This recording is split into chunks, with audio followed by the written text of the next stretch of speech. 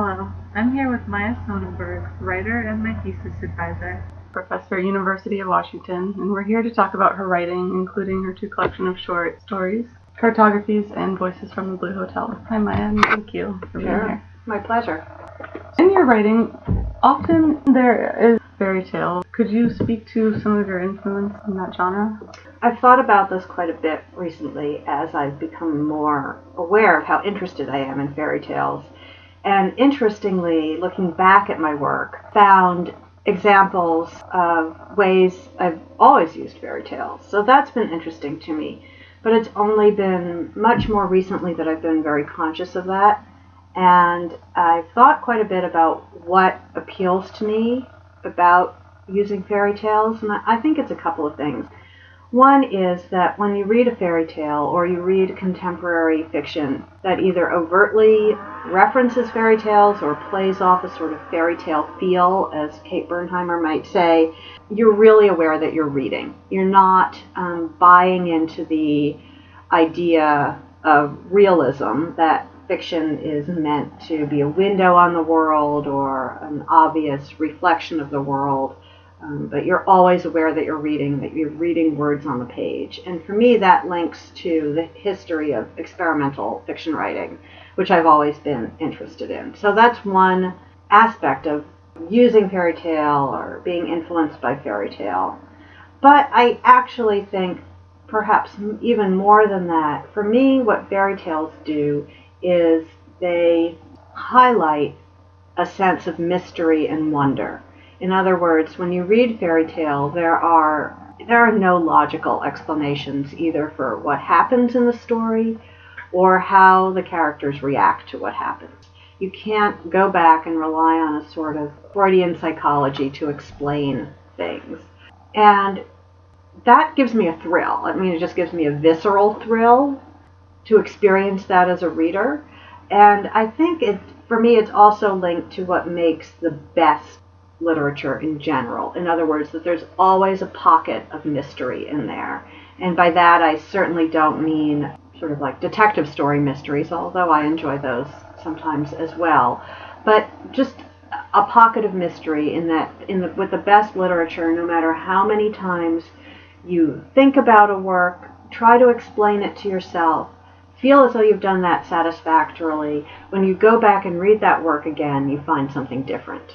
You see something different, you experience something different. And that for me is a sense of wonder. And fairy tales just completely highlight that for me. So I think a lot of my attraction to fairy tales comes from that. And I've recently been reading a little bit of theory by Todorov. The book is The Structure of Fantasy. You might have to look that up for you. In which he talks about the genre of fantasy and the genre of marvel and the uncanny. And that with the uncanny, you have something weird that happens, but there ends up being a logical explanation. And with the marvelous, you have something weird that happens, and there ends up being a magical explanation. Like, I don't know, a witch cast a spell or something.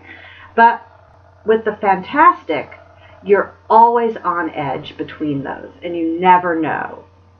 You could have either kind of explanation, you could have no kind of explanation, and I love being in that position. And I actually feel that a lot of contemporary writers who are influenced by fairy tale and use fairy tale, their work is in that sort of teetering on the edge position. And I just find that is the position that creates the most sense of wonder.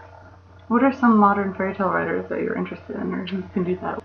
Kate Bernheimer is the queen of the modern fairy tale. I mean, the living writer who I'll read everything that she writes, and everything is influenced by fairy tale in some way or another.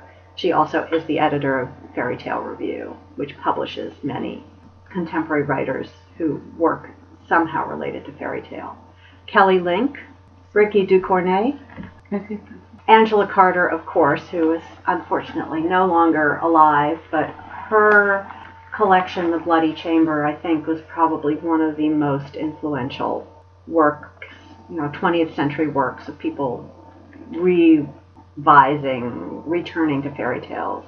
Robert Coover I find really interesting because a lot of the people who've returned to writing through fairy tale have been women and tend to take another look at fairy tale through a feminist perspective. But Robert Coover obviously is a man, and he's also of an older generation.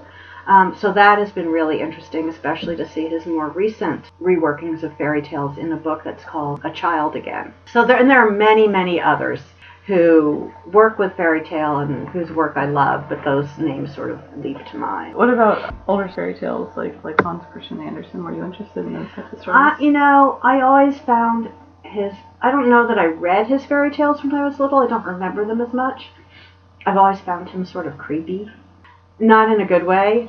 I mean, I love the Snow Queen, but the other ones, the overlay of Christianity is a little heavy for me, even in that one, but that one has so many other good things going for it.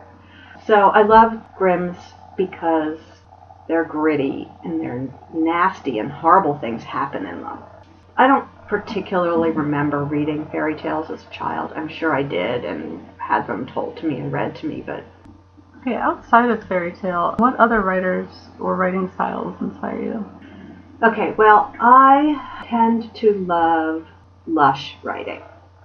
So, writing that is maximal in some way rather than minimal. Even if something is very, very short, a sense of maximalism. So, I love long, complex sentences. I love really complex explorations of character. One of my very, very favorite writers of all time is Henry James.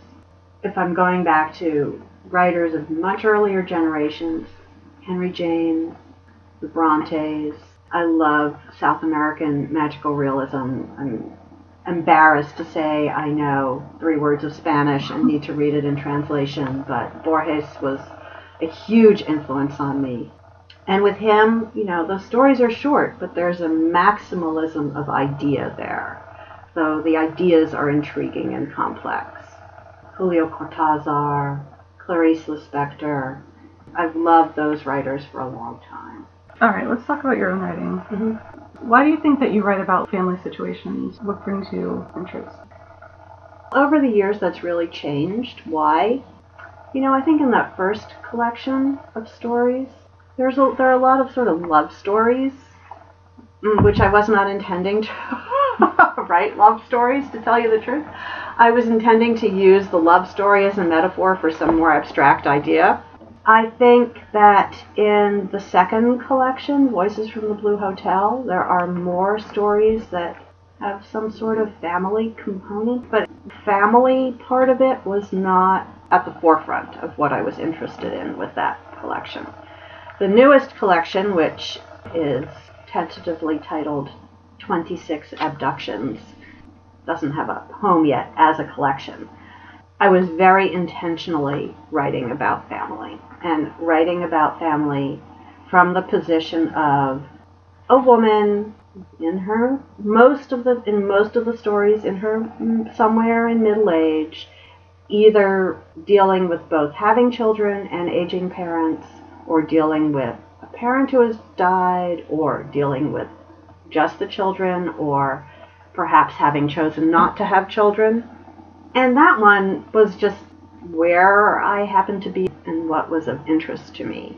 And the feeling that those relationships are really, really, really important, and they're not dealt with.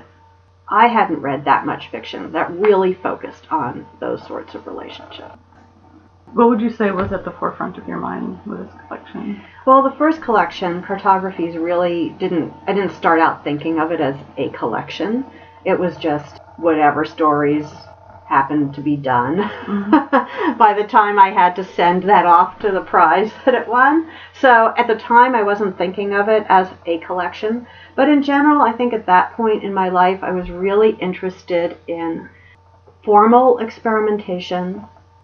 I was interested in trying to write about visual art without writing criticism or research. And those were my most conscious concerns. So let me see if there were any others if I take a look at the table of contents. Those were my most conscious concerns, and then there were just a bunch of other stories. One of these that stands out, I think, from the other ones is Nature Morte. Mm-hmm. What was your inspiration for that? Okay, so I actually wrote that as an undergraduate, and our teacher, who happened to be Annie Dillard, gave us the first line of the story.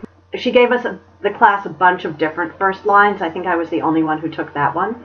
And so the first line is, in Paris in 1911, a Cubist baby was born. So I wanted in that story to create the experience of looking at a Cubist painting in words. So the story is in different sections. Each section presents a different facet or aspect of that Cubist baby. The way that when you look at a Cubist painting, all on the same picture plane, you're seeing the central image sort of fractured, and you're looking at it from different perspectives simultaneously. So obviously that is not literally possible in fiction because you read linearly, but I was trying to get as close to that as possible. And then also to present some of the more abstract ideas about what Cubism was doing, the history of Cubism, how it started in France and ended up influencing visual art in the United States. So that was the impulse behind that story. Can we talk about France a little bit, and how Paris influenced some of your stories? That is where that story takes place. Mm-hmm. And another, I think at least one, takes place in Paris in this. And so I was just wondering how it influenced you as a writer. Well, it really influenced that one story in Voices from the Blue Hotel, Noctambus, because at one point my husband was researching his PhD dissertation, which was on medieval French history, and we went and lived in Paris for 9 or 10 months over a winter. And I've been back several times since then for, anywhere from a few days to a month. And I sort of have a love-hate relationship with that city. I don't feel as if I belong there, really. But it's beautiful, and it's cool in so many ways that American cities, even New York, is not, in terms of the art that you can see and the movies that you can see. Living there was interesting. We had no money. We never turned the heat on in the apartment. I was freezing cold.